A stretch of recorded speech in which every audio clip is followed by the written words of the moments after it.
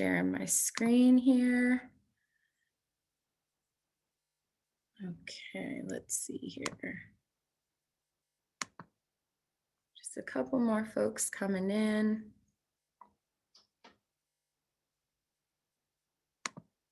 All right, today we have a really fun meeting planned today. All the meetings are fun, but I'm excited for what we got going on today. We are going to run through this agenda right quick, just to give everyone a sense of where we're headed. And then we will be spending a good chunk of time at the front of the meeting learning together about social determinants of health. If you remember in our last food project meeting, I asked the group, hey, is it too much to do both food justice and food systems learning in one meeting? And folks kind of felt like, yeah, maybe it'd be better to spend a little more time on the topic rather than two from each of our key coalition capacity building buckets. So we're testing that model today. And we will focus our coalition capacity building skill on social determinants of health. Then we'll have a quick discussion around community agreements. We will hear updates from our working group chairs, and then I will provide a coordinator report. I felt like in the last couple of meetings, that coordinator report piece was a little bit rushed, which is great. That means there's lots of discussion in other areas. So today I have a really solid update on where we are moving into spring season. Does anyone have any questions off the bat before we get started?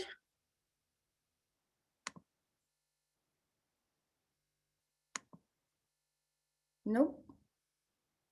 Okay, and do forgive me because I am trying to keep an eye on this waiting room. Zoom requires you now to either have people wait in the waiting room or use a password. And I always get nervous when there's an extra step on the user side. So we'll just go with the waiting room version for now. Okay, let's go ahead and jump right into it. So today we are going to break up into small groups for a set of 3 activities.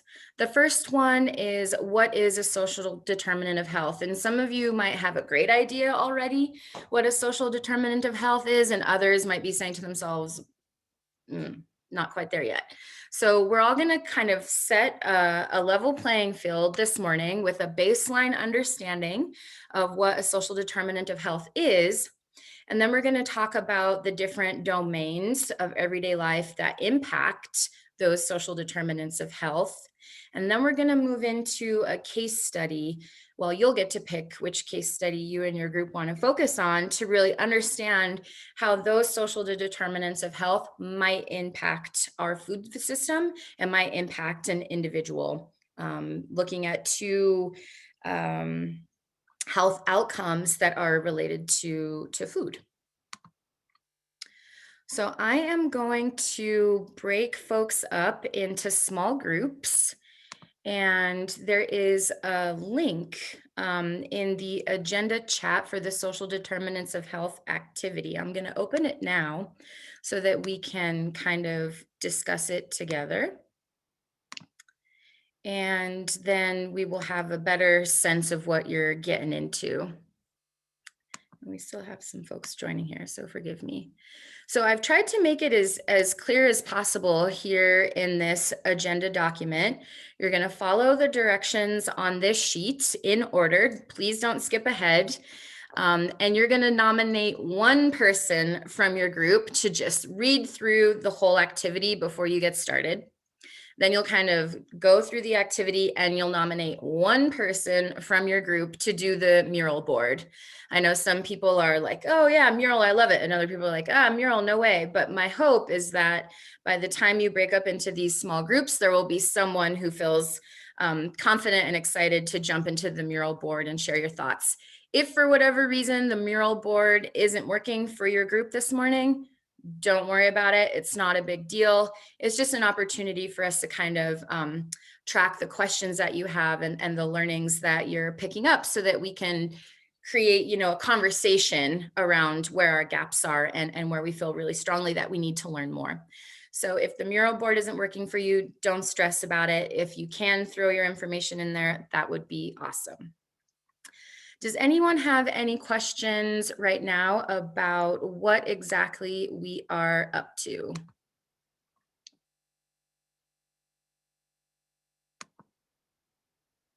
No? Are folks ready? Are you ready to just engage this early morning? All right, I am going to break you up into small groups. And this first activity will take about I lied to you. We'll take about 12 minutes for each, maybe 10 since we're getting started a couple minutes late on this one. And then I will bring y'all back. We will kind of download, then we'll watch a video, a more formalized definition of social determinants of health. And with that baseline def, we'll go back out and dig a little deeper into this topic. All right. Okay, so you should be in a group of about 4 or 5 participants, and I am sending you off now. Good morning, Brandy.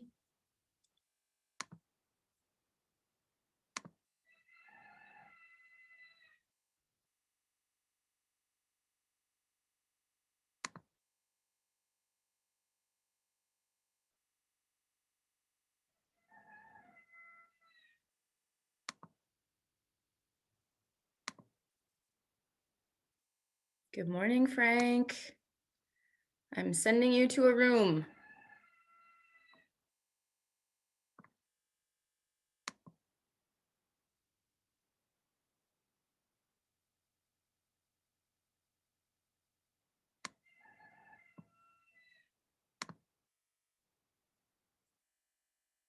Good morning, folks in the main room. We can be our own room since the others are already broken out into their rooms. So if you have not yet joined your assigned room, we will play together here in the main room. All right, so Amanda, Brian, Sarah, Jill, we are in a room together, and today we are focusing on social determinants of health. And there is a document here. I will just throw the link in the chat so you have it. And I'm going to stop sharing my screen here so that we can work on this together. And essentially, we are going to go through a series of activities this morning because if you recall, at our last meeting, the group decided that doing a food justice and a food systems learning was a little too much all at once. So we're breaking it down into food justice and food systems each meeting. So today we're focusing on social determinants of health. So if you could open that link on your desktop, and I see our group is growing, which is awesome. Hey, Kairos. Hey, Velma. Hi, Amanda. I accidentally closed out Zoom trying to agenda my way to the questions. So if it's possible to throw me back into group or room 2, I'm sure they miss me. Okay, I think I can probably figure that out. Okay, Ross, assigned to room 2. Is anyone else in that same boat? Did you pop out of your room on accident? I just joined the meeting altogether. I also am having Zoom issues this Well, morning. that's okay. You can stick with us here in the main room. Thank you. Appreciate it. I haven't got the video working yet, but I'm not sure y'all want to see me at this hour of the morning anyway. Let's go just around our little room quickly and do a quick introduction and organization, and then we will kick off activity 1. So I can start. My name is Monique, and I'm the coordinator of the Pueblo Food Project. I am Amanda West. I'm the Health and Wellness Coordinator for Public Charter School, the Chavez Huerta Preparatory Academy K-12. My name is Sarah McGilligan. I'm the Communication Specialist at Springside Cheese. My name is Brian Estrada. I'm the director for the Small Business Development Center. You're on mute, sister. I'm Jill Kidd. I'm the retired director of nutrition services for District 60, and I'm currently the director of procurement for the Urban School Food Alliance. Hi, I'm Velma. I'm a semi-retired local public health doctor, but I'm mainly volunteer with the Sangre de Cristo group of the Sierra Club and the local group of Mothers Out Front, a climate justice group. All right, you're making the most out of your retirement, Velma. Ellie, would you mind giving a quick introduction to the group? We are in small breakouts and we're going to focus on a social determinants of health activity. Just your name and organization. You're on mute.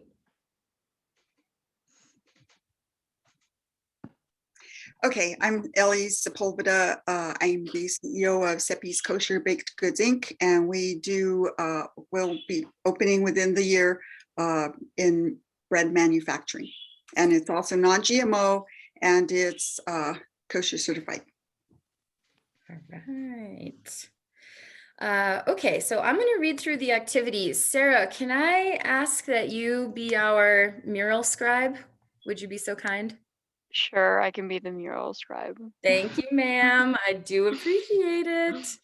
Everyone say thank you to Sarah. Thank you, Sarah. Okay, so Thank you. first we want to discuss what does the concept social determinant of health mean? And then what is our group's definition? And if we get to it, Sarah will jot our definition on the board and then we'll rejoin the larger group to kind of have a conversation. So I'm going to keep quiet here because I've obviously been doing a lot of research on this to get us ready. So I don't want to spill the beans, but what do folks on the phone think we mean when we talk about social determinant of health?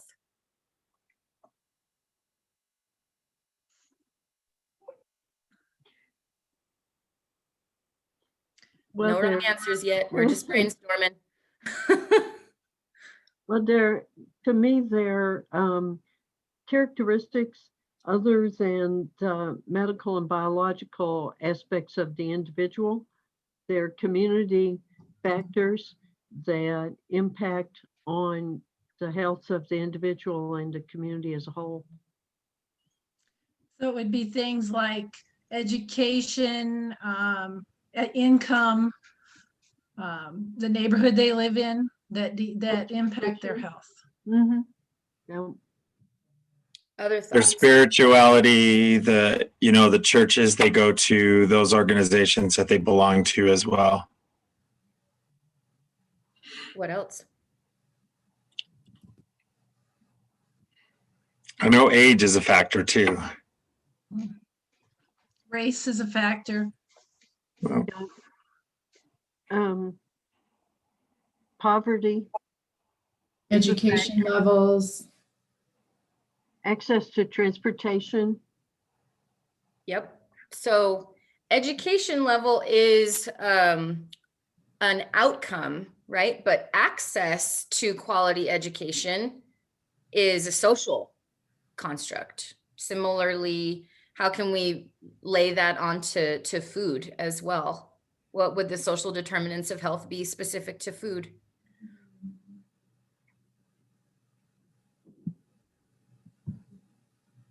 I'd like to chime Okay. in that, we live in 2021 and most people, I think most people are socially active on the internet. And so they read a lot about food. And I think that with the pandemic happening, people weren't getting out of their homes so much. And so a lot of information that they get has been via the internet and via their family and friends that they talk to on the phone about what they've seen on the internet. And so I think that has a lot to do with affecting the way that people are looking at food availability, which is also access, but also, a lot of people have been ordering food via the internet. And I think that that has a lot to do with socially how people are accessing food. Yep, I would agree. And we had a couple folks just join, folks who just joined. We're having a quick conversation around our group definition of social determinant of health. And the question on the floor was, how is food sort of related to that? And Ellie was just mentioning the change in the way we interact. I am getting ready to close the room. I don't know that we got to actually tapping out our own group definition for social determinants of health, but I think we all agree that there are many factors that play in. So I'm going to close the first rooms now and bring everyone back so we can have a baseline understanding together. And thank you for all of those comments. Y'all don't have to do anything because you're already here. But we will have everyone come back in just a bit.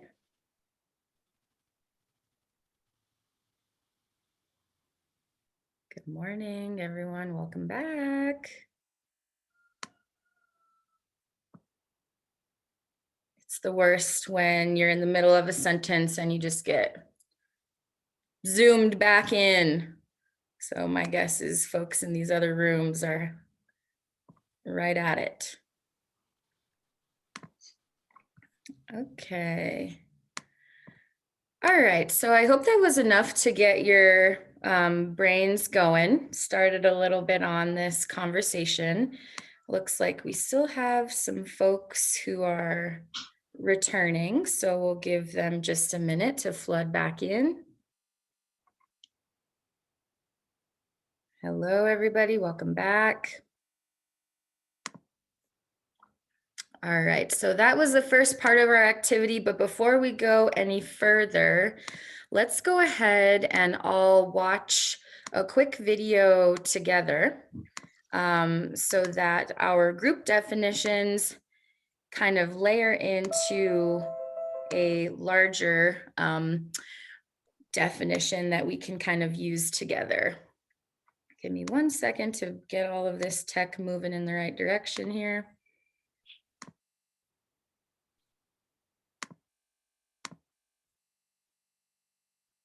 And I'm going to press play.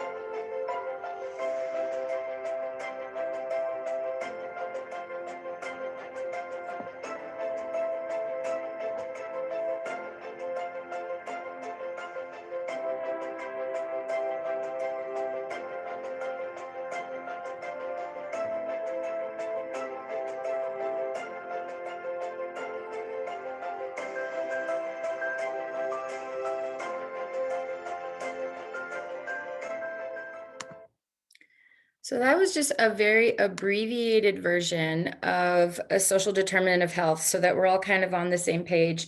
And while we may not all be health professionals, we are all committed and dedicated to creating a better food system. And we know food and nutrition is at the core of a healthy lifestyle.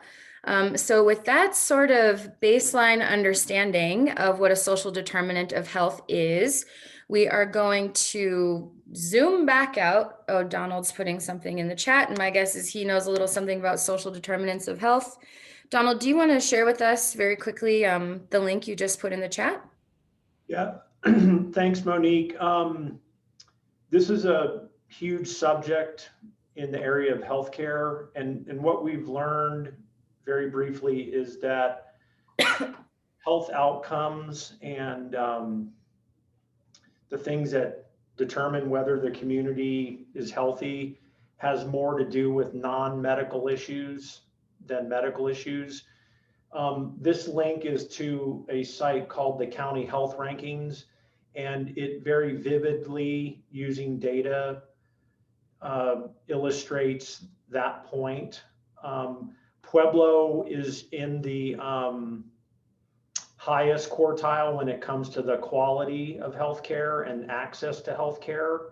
We have very good healthcare in Pueblo, but we are in the bottom quartile with respect to environmental factors, social factors, economic factors. And indeed, one of the social determinants of health where we have opportunities for improvement is access to healthy food, which is why Pueblo Community Health Center is involved in this coalition. A disproportionate number of our 28,000 patients have that experience where nutrition is a significant factor in their poor health. So this is a very interesting website to look at, to wrap your head around the idea of social determinants of health. That's what I wanted to share. Thank you very much for that, Donald. And for those who don't know, Donald runs the Pueblo Community Health Center network. So we can trust that he knows what he's talking about on this one. Sorry about that. I didn't turn my video on. That's okay. It's all right. We have a great group here this morning. So it's really fun to just see the bingo card of faces here. I feel like I'm playing Guess Who. Okay, we are now going to jump back out. Your groups will look a little bit different because we did had some folks join us a hair late. So you might have a newcomer to your group. Welcome them with open arms. Oh, Donald, yeah, do you want to share something before? Absolutely, Monique. Yeah, I got to jump off here in about 2 minutes, going to another meeting. But thank you all and for this morning. But going back to one thing, I think we need to look at the importance of the seed, the variety, the purity, the aspect of the seed as part of this social determinant. Why? Because it starts with the seed, the right planting, the right mapping, moving forward, and how do we plant that seed and give it all the right nutrients and management, conservation, healthy soils, water, quality in clean water, before we put it on the shelf and give it to consumers. And the harvest, all these aspects, we got to make sure. So with that, as a farmer rancher, I have a deep passion for agriculture and for rural. If there's anything I can help out with, please email me, call me. Let's get together and keep moving forward in all assets. Thank you all. Bye. Yes. Okay, guys, I'm going to send us back out into the rooms, and you have your sort of doc there open. Unfortunately, I think we're mixing it up, y'all. I hate to break it to you, but we got to recreate these rooms to get everyone back in. So do a quick, hi, my name is, and then you'll move on to activity number 2. Okay. And here we go.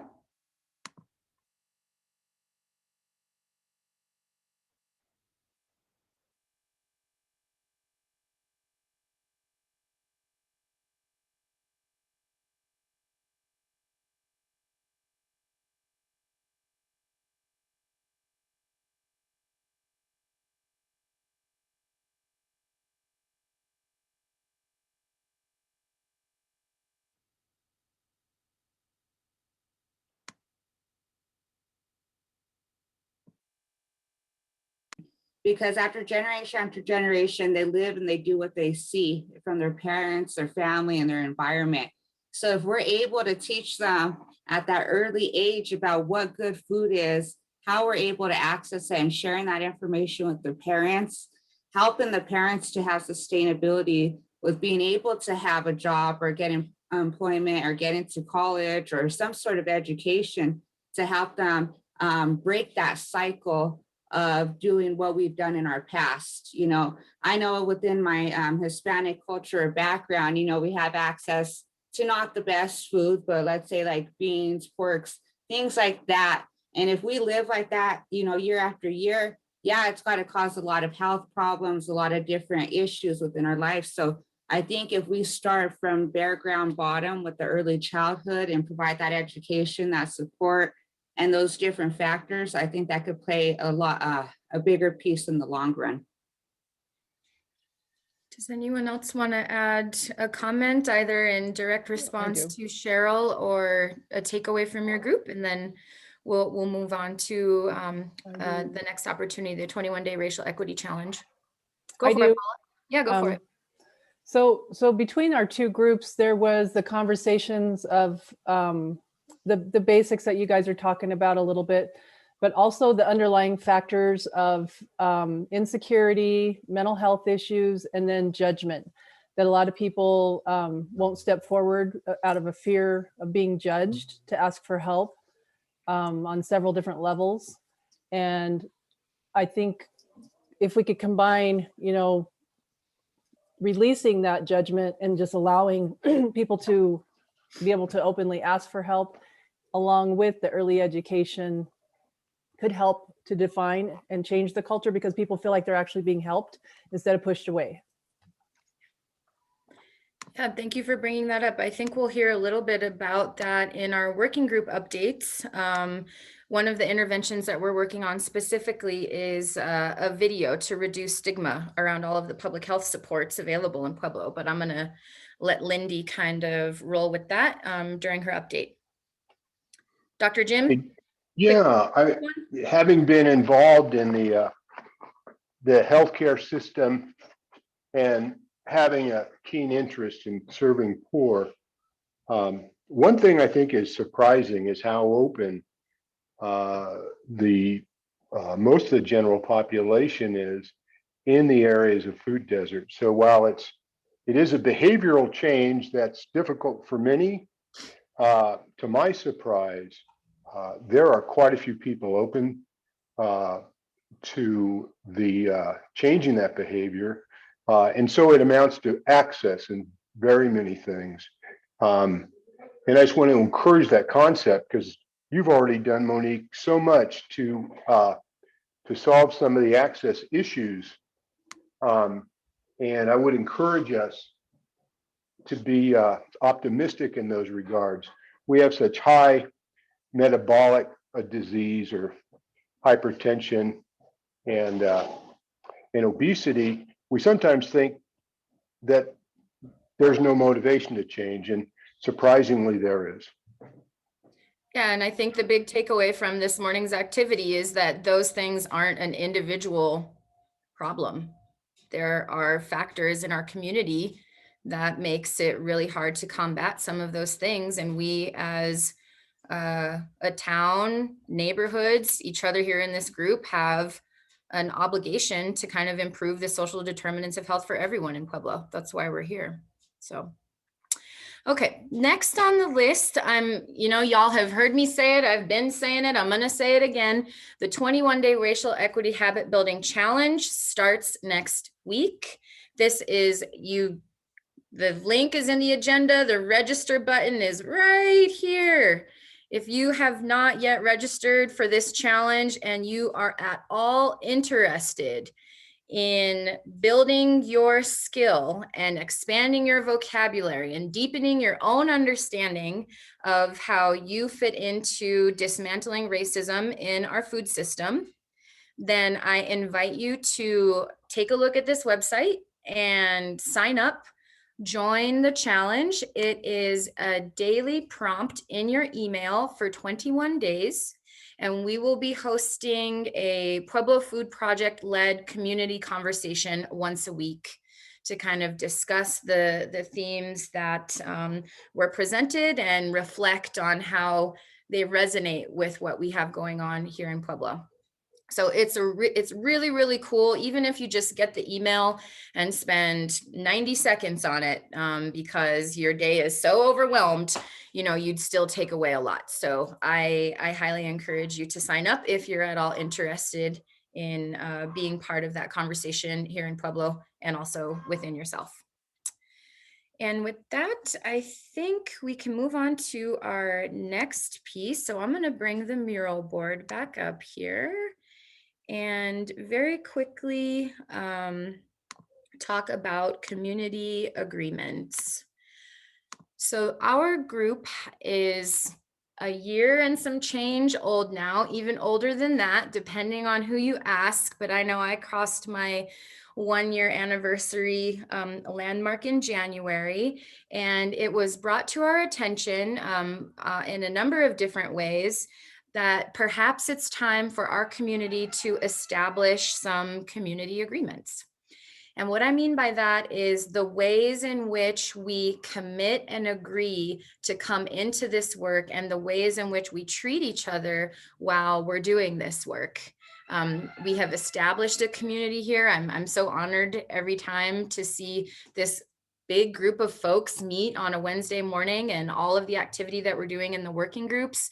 And we just want to make sure that every time we come together under the name of the Pueblo Food Project, we're doing it with coming from a heart space and that everyone feels appreciated and valued for their contributions. So there will be a live session on April 12th to contribute your thoughts. There's also a doc that is live now that you can contribute to, and I'm just very quickly going to switch over to it so you can kind of see the setup for your contributions. Essentially, I have some header text, and this is all up for edit. This is just kind of what came out from my heart when I was thinking about this, and we can change it if we need to. On the left side is the English version. On the right side is the Spanish version. Don't worry about doing your own translation. We will get it translated. You're going to start seeing more bilingual options for the Pueblo Food Project as we improve our equity profile as a group, and language equity is certainly one of them. So you can simply come in here and type in your suggestion. Oops, pardon me. I was in the wrong spot. You just click a cell, type in your suggestion, and you'll be good to go. If it so happens that you're the person in the very last box, no big deal. Just press tab and another box will pop up for you. So I invite you to, get into it, express what you would need to feel in order to know that you're being respected and heard in every single Pueblo Food Project meeting and engagement. And we would welcome you also on April 12th. I'm going to stop sharing for a minute. Are there any questions on that? So we will have this brainstorm as a group. I know that the Food Council under the leadership of Mo Montgomery is also going to be discussing this as a larger organizational culture question. And then hopefully by our April meeting, we'll come back with a set of agreements that everyone's really excited about. We'll present them to this group. We'll have a little feedback session, and then we will celebrate the fact that we got there and that we're all so excited to support each other in this way. All right, and with that, I do believe that we are on to our working group updates. And quick shout out on the order. Let's do economy, access, environment, food and farm literacy and education, advocacy. And the bottom ones I kind of have a heavy hand in. So economy, if you wouldn't mind kicking us off. Sure. So far, first of all, thank you so much for that community agreements piece. I think it's vital for all the participants in the food project to put their input in there. I love that we're going to build this as a community and a coalition. And so your voices matter, and there won't be judgment on this document or at the session. It is a safe space, and that's what we're trying to establish, is that these meetings are safe spaces. Just a little bit of what we heard earlier, that there's a fear of judgment. As far as food economy goes, we've had a very busy year. As you know, we did a market scan last summer, and 92% of respondents said that they do want to scale and grow. And so based on that information, in January, we formed the Entrepreneurship Incubator Task Force, which was led by Rachel from JoJo Sriracha. She really took a lot of initiative and leadership on that, so I want to acknowledge her dedication to that. So the task force met once a week We identified barriers to scaling and growing. We identified what supports to scale and grow. And based on our implementation plan, which we've had all along, we developed a request that we're actually going to be requesting from the Food Council today after this meeting for $15,000, which was originally what was in the budget, to develop an RFP for a consultant to come in and really tie together all of the resources that are available as far as education and just knowledge and regulation, all of those things, and to really put together a program for entrepreneurs, food entrepreneurs, to start, scale, and grow, whether they live here already or they're thinking about moving here. And so that's what we're up to right now. Looking toward the future, we're also entertaining the idea of what a food hub concept would be. We're always keeping an eye on the possibility of bringing a food production facility to Pueblo. A food hub could be part of that, could be a separate thing, and a commissary kit. So that's all. I think. Did I cover everything? I think so. Lindy, access. All right, so we have been working right along, hence the working group name. So we've talked for quite a while, what would videos look like that would help reduce ambiguity and stigma around food access programs like SNAP, WIC, Double Up Food Bucks, and food pantries or other food distributions. We broke up into subcommittees so we can do those in quick meetings and just do a little bit of kind of share the work. But a highlight of that is we're looking for members of the Pueblo community that would like to share their testimonial if they've used one of those programs, or if they would like to talk about the overall benefit to our community, because it's not just about the individual, like we just learned. And then we are also getting ready to help with the farmers market. So food access and food and farm literacy and education. We'd invite you to help us brainstorm if you'd like to, how to make the farmers market season just a fun and accessible time for everyone in our community. And then for our next meeting, we'll be working on really digging into Same Cafe and what it would take to bring it here. Is it feasible? And I think really on our next meeting, we could dig into some of the social determinants of health and how that really touches on access. And then I think I mentioned it in the last meeting, but we have community resource flyers we're sharing at food distribution. So you're always welcome to submit a flyer or invite your community partners to, so that we can inform everybody who's accessing those food distributions. And we have a volunteer form. So if you need volunteers for a food distribution or other food access activity you're doing, we can help you put the word out to get those volunteers. Thank you. Yeah, and I will just put a plug. The community resource packets, it's a captive audience. Folks are waiting in line for the pantry to start. And we have 200 cars at one and 150 cars at another, and we're getting another suite ready for Pueblo West. So it's reaching a lot of people, and they're definitely looking at them because they're waiting in their vehicles. So if you have something that you want to share, it might be a great time to do that. All right, moving on to environment, Dr. Jim. Here we go. I finally figured out I have to, I have a bit, I talk a lot, so it's good that I can unmute. Environmental working group is doing a lot, a lot to do. Probably the most exciting thing is that from the extension program with Dr. Bartolo, we'll now be able to distribute and charge for, as well as make available in other means, something called the Pueblo Primrose chili, as well as a popper, a smaller one, And anyway, that's going to be something that will be very like a brand signature that we can share. And Monique's done a great job to try to figure out already where we would place those things.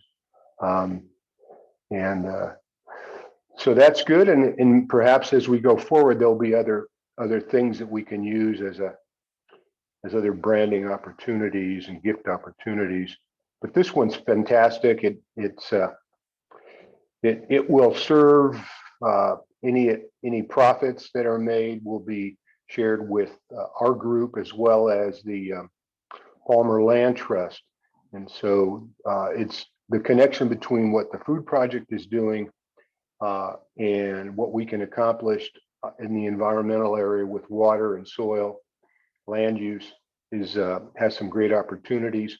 We've already done quite a bit in water, looking to do more with stormwater runoff, and then as well as soil.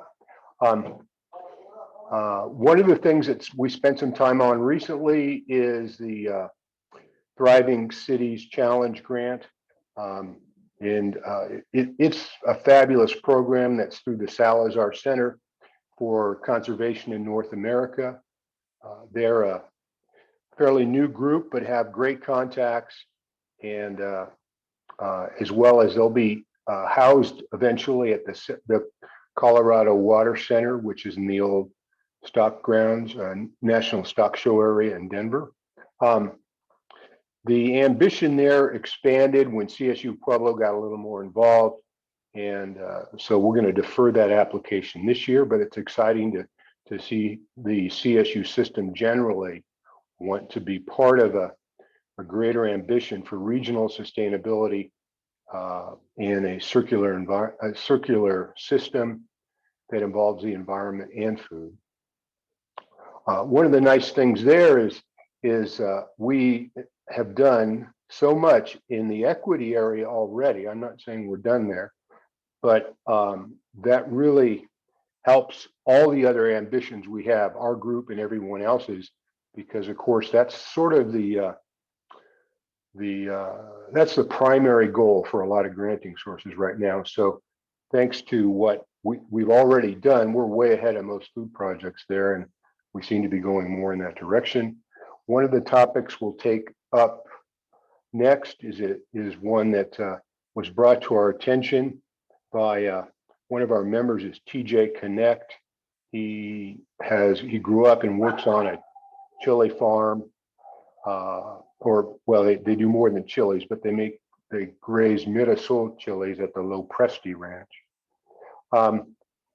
And labor is an issue that will help us not only to provide labor, but to engage more closely with needs that the producers need. So that's one of them that's coming up. And then one of the other things, we have to start getting work on certifications for food quality as we move in directions where not just to determine what quote unquote organic might be and what those opportunities at a retail level, but if we want to do food to schools and jails and hospitals, we have to start working with the USDA and make sure those certifications and those opportunities for the producers to participate, that knowledge base and those requirements becomes easier for them to comply with.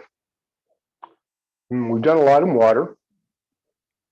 We have more to do, and that's about it. Thank you, Jim. Dr. Kelly, I covered for the Food and Farm Literacy and Education Working Group this last meeting because Dr. Kelly participated in the really amazing storytelling workshop that was offered through the health department. I know some others did as well. Dr. Kelly, do you want to share a snippet of what that experience was like? And then I can give a quick Food and Farm Lit update. Sure, thank you. The health department is co-sponsoring this workshop for digital storytelling, and we're collecting some of our own original imagery from our work in the food system. And over the next 3 weeks, we'll be spending each afternoon on Wednesday building out a 2 to 3 minute video to share with the community. Awesome. Thank you so much for taking that time out of your schedule to do that. And we're excited to hear those stories. I know a couple other folks are participating as well, so we should have a watch party when it's all said and done. For the Food and Farm Literacy and Education Working Group, we did a download on the Food Art of Pueblo art show, and I have some pictures to show you in just a bit.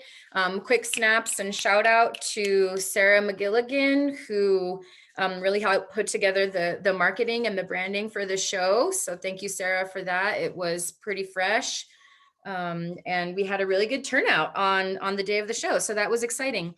Then our group talked a little more about what specifically the Food and Farm Literacy and Education Working Group is interested in exploring as it relates to food system justice and food systems equity. And so a couple of themes surfaced there, and we'll look forward to kind of digging into the technical pathways and all of the ability and programs we have out there in Pueblo for actually learning about food and farming, especially on the precipice of the growing season and spring. So that is kind of what we were up to in that group. And the advocacy working group focused on developing a concept for sector updates. So kind of a spin-off from our executive briefing where we had some high-level folks in the room sort of hearing the update on the Pueblo Food Project. Now we want to create an opportunity for us to engage more deeply across sectors. And there's a lot of work happening like that in Pueblo right now with the One Pueblo Project and Pueblo Means Business and the Comprehensive Land Use Plan.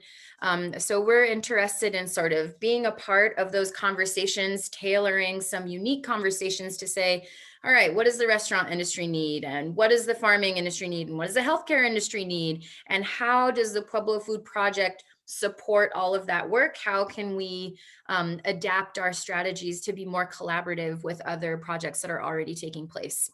So we're excited to kind of workshop that throughout the next couple of meetings.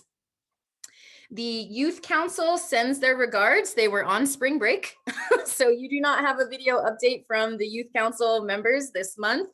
However, they did just submit yesterday a proposal to the health department for some youth-led cooking classes. And the Youth Council, I am honored and floored to share that they will be submitting their own Colorado Blueprint to End Hunger proposal this round. As you know, the Pueblo Food Project, there have been 9 rounds. We've applied for every other round.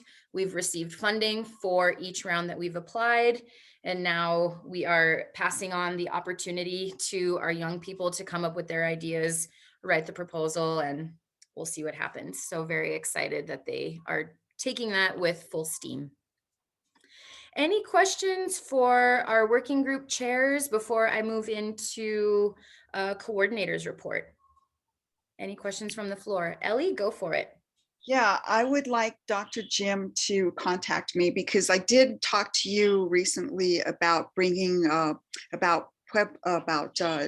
bringing on board Sal Acuna, who has a lot to do with his company. They train people in warehousing and also farming. So it has to do with policy changes needing to be done, and Good Business Colorado has a representative that wants to come on board in conjunction with that. So I'd like to get some time with Dr. Jim when we're not in this meeting to talk about all that and to do the introductions. Good. Sal Acuna is a good friend, and I'll be happy to get together with you, and we can do that. Thanks for bringing that to my attention. Mid-April. Oops, I'm sorry. Yeah, mid-April, he'll be back from Mexico. So yeah, let's get together on that. Adelante, as Don Valdez said to us all. Any other questions for the working group chairs before I dig into our coordinators report? I have a quick question I just want to bounce off. Does anybody need help in their working group? Do you feel like there's work you have allotted that's not getting done because you might need 1 or 2 more members?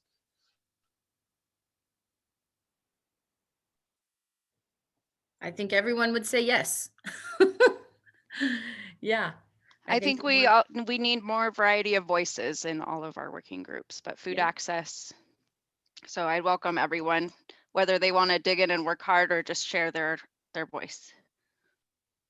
I 100% agree with Lindy. Like the more voices, the more diversity that we can bring to the table, the better our working groups will be.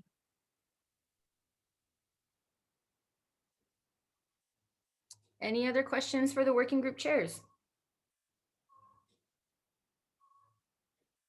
All right, and a huge shout out to everyone who is participating in those working groups, who is showing up every month, digging in. You know, I think we have, each group has its own flavor and feel, and we all manage our meetings differently. And so you might take some time to find your perfect fit, or you might love them all. We have some people who are doing that too. So please don't be shy, give it a try.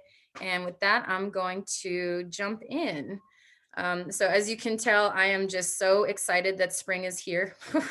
I can't even handle it. Keep in mind this image, it'll pop back up later. The first thing that I want to shout out is the local food leadership training that is being sponsored by the health department. This is a great opportunity if you want to hear from experts in the field outside of Pueblo, but also meet with your fellow leaders to dig into this particular opportunity. I think there's some virtual stuff, and there's an opportunity to certify through the program, and there's some scholarships available. So if you're at all interested and you can commit the time, do not hesitate to contact Kathy Sanchez to sign up or to get more information. And this link is in the agenda, so you can come and click on this live if you want more deets. Can I just plug for that training opportunity? It's really great. I've taken it in the past, and it's really comprehensive. It comes with group discussions and small groups and big groups, and you get a binder with all the material in it. So definitely some tangible stuff to take home with it as well. All right, thanks for the plug. Okay, next on my list is just some really fun images from the art show. So we put together a really dope gift for the People's Choice Award.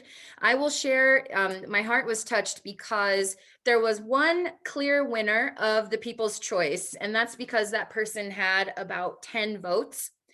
After that, there were tons of works that only had one single vote. So that meant folks who went to the show all were called by a different piece. They all were touched by something unique in the show. And I just think it's fabulous that we were able to kind of share this opportunity with the community, with folks in the project, out of the food project. It was really great. Again, shout out to Springside Cheese. The picture you see here in the bottom is of our cheese carver, Kristen, who was dutifully working on that massive hunk of cheddar. And Sarah, if you wouldn't mind sending us a final picture of the carving, she even took it home and continued to work on it. We'd love to put it in the next monthly newsletter. We had a gift basket that was all just Pueblo food through and through, as well as a cash prize donated by the Art Guild. So the award winner here won for this fish piece. And yeah, it quite a unique multimedia offering. We also got some work done while we were there. There was some interactivity that was along the walls in the back of the Art Guild. And we had some fun questions where people had to draw out their answer, like which came first, the chicken or the egg, and the sketches were really great, draw your favorite food type thing. But then we also asked, what type of events would you like the Pueblo Food Project to host? And we have that kind of written list there, and we'll be going through it. And probably the Food and Farm Literacy and Education Working Group had the most love in terms of themes. So we'll put that in the bucket over there and see if there's a way we can respond to our community requests. The Art Guild is excited to host us back. It could be an annual thing. And big shout out to Tom Kerrigan on the Food Council, also member of the Art Guild and a winner in the show for bringing this opportunity to the project. Next, we have our our pantry assistance grant, which is focused on hunger relief. If you recall, we were awarded $175,000 from the state for this pantry assistance grant. It's the first time a grant like this of its size has come to Pueblo, and it's specifically for our online pantry, but we've also established some unique partnerships for this food. It must be distributed by the end of June. It's a very tight grant period. So what we could get from the farms was a little limited, but I'm so proud and so happy to share that once again, we'll be having local beef, Gagliano sausage, chicken, milk, homemade preserves, jarred chili and hot sauce, pinto beans, tamales. You see the list goes on and on. Frozen chili, handmade pasta, fresh asparagus, radish, yellow squash, zucchini, peas, sugar snap peas, beets, broccoli, cauliflower, green beans, and spring onions. Every single thing on that list is a Pueblo product except for the whole chickens and the milk. So if you know someone who's butchering chickens in Pueblo, holler, we need about 1,000. Same with milk. I just don't think they're here quite yet. So we've created some unique partnerships, and we'll be sending out this list of items in some mix to 1,000 households every other week from May to July. Huge shout out to District 60, who's going to let us set up a table in the parking lot, sort of where they do summer feeding. Shout out to the Boys and Girls Club, who once again partner with us, Posada, Crossroads as a new partnership for us, and some others. So we're really grateful and excited to be able to push out this produce and other goods to the community. In addition to that, we are doing 900 units of a peanut butter and jelly brigade. So that'll be 2 jars of peanut butter, 2 jars of jelly, 2 loaves of bread. And we'll be doing that 3 times down at the river bottom throughout this time period. So just a quick something and a little message to say, hey, we're thinking about you, and you know, you're part of our community, as well as creating meal kits that someone who's experiencing homelessness can very easily eat. It'll include beef stew, black bean soup, canned tuna, canned chicken, crackers, fruit cocktail, and bottled water. And we're making 1,800 of those grab and go bags. Quick shout out to every single person who's participating in that COVID-19 task force. We meet every other Tuesday at 8 a.m. We have been meeting for almost a year now, and this group comes through dedicated with the crazy schedules that they already have, ready to make big changes for our group. So just shout out and deep appreciation for those folks. And let me see. We have our next class with Natural Grocers. It's called Ladybug Love. It's on Friday, April 23rd. The link is there for you to sign up. The classes have been a lot of fun. Roxanne brings high energy, and she always has really great information. She also offers one-on-one free nutrition coaching if that's of interest to you. And excuse me, I'm letting someone in. And everyone who participates in the class gets a $5 gift certificate to Natural Grocers.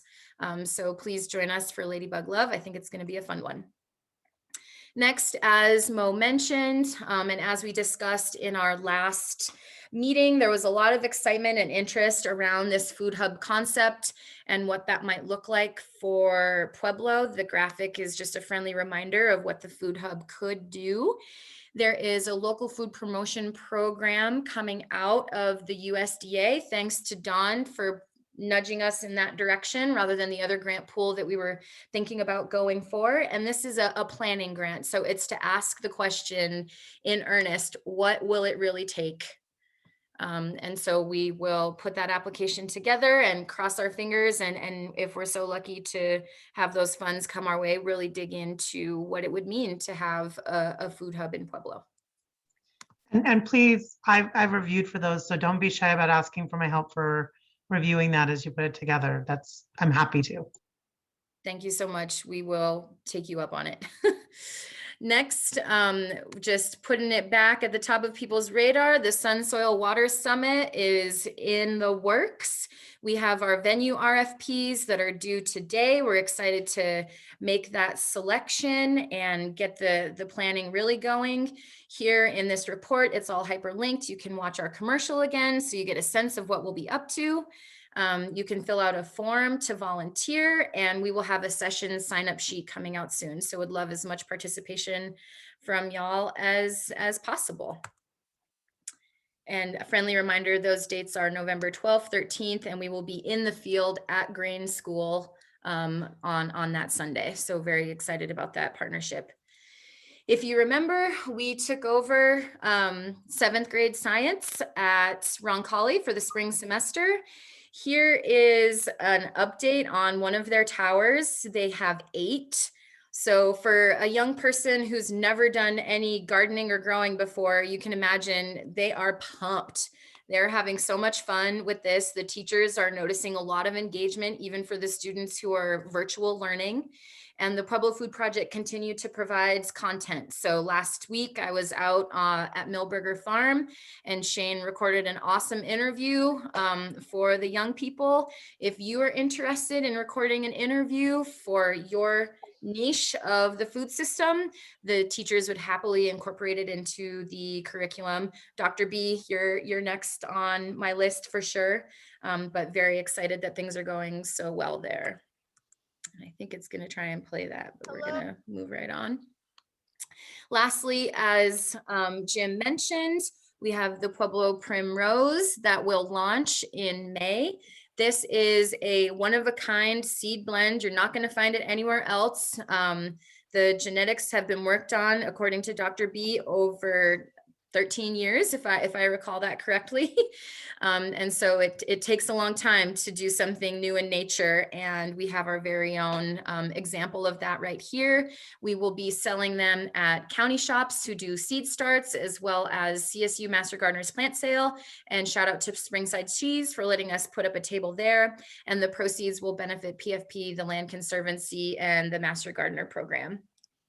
If you're interested in joining us on sale day, or you have a great spot that you'd like to promote, please let us know. And Edible Landscape Season 2, we got the green light. I was about to say the green thumb from the city. They are in. We get to come back to our garden homes. We will be posting up again at Sister Cities.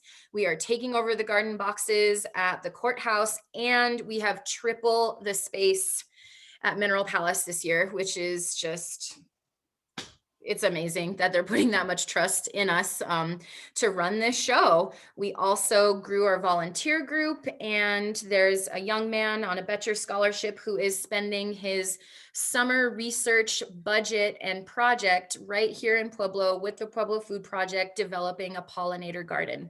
So that is very exciting as well. And for those who participated last year, all of the signage, all of like the big Sharpie signage in the gardens, we painted by hand ourselves as living members of the community, and we had a blast doing it. It was folks of all ages who picked up a paintbrush, and we will be doing that again very soon. So if you want to join that painting party, you are more than welcome. Okay, little quiz for anyone who can tell me what these 2 leaves are called. I will take you to lunch next week. Your choice, dealer's choice. Cotyledons. Oh, some people were quick. I see Frank and Dr. B and Jim. So that ought to be a fun lunch group. I'll find a date and we'll make it work.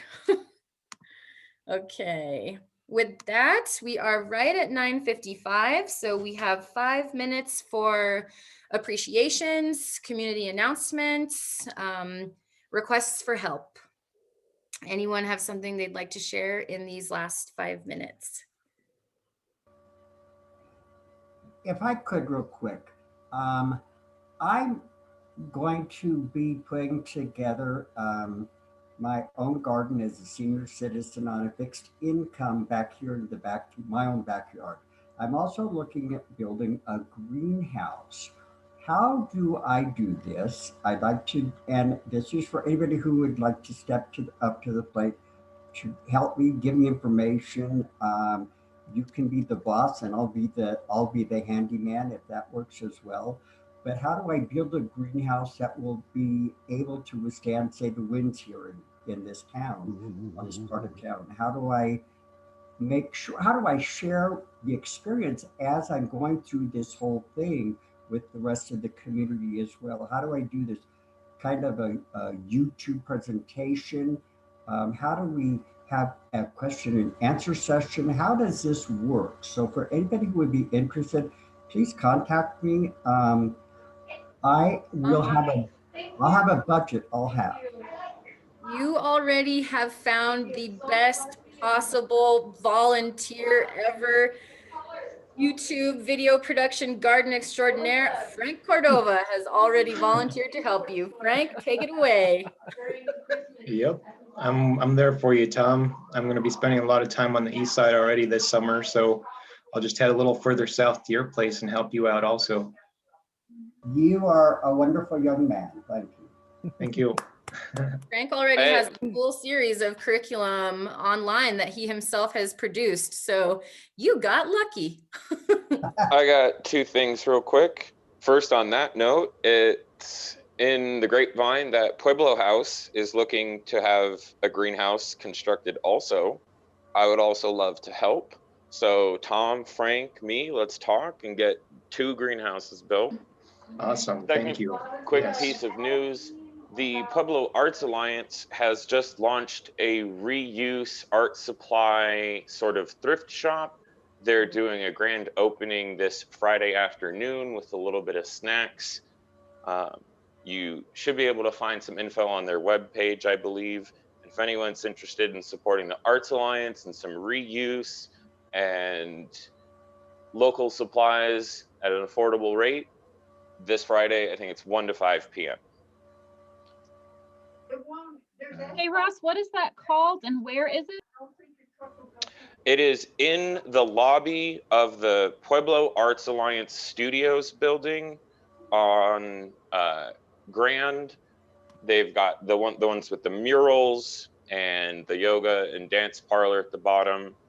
I forget the name of it. They call it a reuse store, and that'll be this Friday at their lobby area, the Arts Alliance Studios. All right. Anyone else? Appreciation, announcement, shout out.